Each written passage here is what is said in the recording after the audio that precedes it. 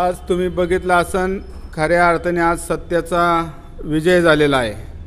जे निर्णय 1 वर्ष 8 महिन्यापूर्वी जे सरकार स्थापन आदरणीय मुख्यमंत्री एकनाथ शिंदे साहेबांनी केलेलं होतं ते निर्णय आज खरा ठरलेला आहे। शिवसेना ही आमची आहे आणि शिवसेना आम्हाला पूर्वीपासून होती आणि शिवसेनेचा निर्णय आज लागलेला आहे। 16 आमदार जे आज पात्र ठरलेले आहे, न्यायालयाने जो निर्णय दिला त्या निर्णयाचं आम्ही आज स्वागत केलेलं आहे आणि पुणे शहर शिवसेना पक्षाच्या वतीने आज मोठ्या प्रमाणामध्ये शिवसेना भवनमध्ये जल्लोष साजरा केलेला आहे।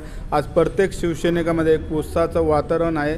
येणाऱ्या लोकसभेला नक्कीच जो 45+ जे मुख्यमंत्री एकनाथ शिंदे साहेबांनी नक्कीच आता शिवसेनेमध्ये एक ताकद निर्माण झाली, ऊर्जा निर्माण झालेली आहे आणि खऱ्या अर्थाने येणाऱ्या लोकसभेला त्याचं नक्कीच तुम्हाला पडसाद उमटलेलं दिसेल। निर्णय दिलेला आहे हा मेरिटवर निर्णय झालेला आहे। 40 आमदार, 13 खासदार, अनेक नगरसेवक आणि जिल्हा परिषद सदस्य ह्याच्यावर आधारित आज जो निर्णय दिलेला आहे। गेल्या वेळेस शिवसेना आणि धनुष्यबाण ज्याप्रमाणे मिळालं त्याचप्रमाणे आजचा हा निर्णय मेरिटवर असल्यामुळे हा निर्णय आमच्या साईडने लागलेला, पण जो न्यायालयाने निर्णय दिलेला आहे त्यांचं सर्वांनी स्वागत केलं पाहिजे।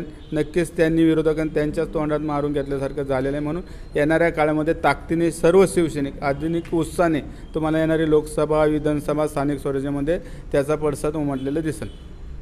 शिवसंकल्प यात्रा संपूर्ण महाराष्ट्रामध्ये आज मुख्यमंत्री एकनाथ शिंदे साहेब घेत आहेत।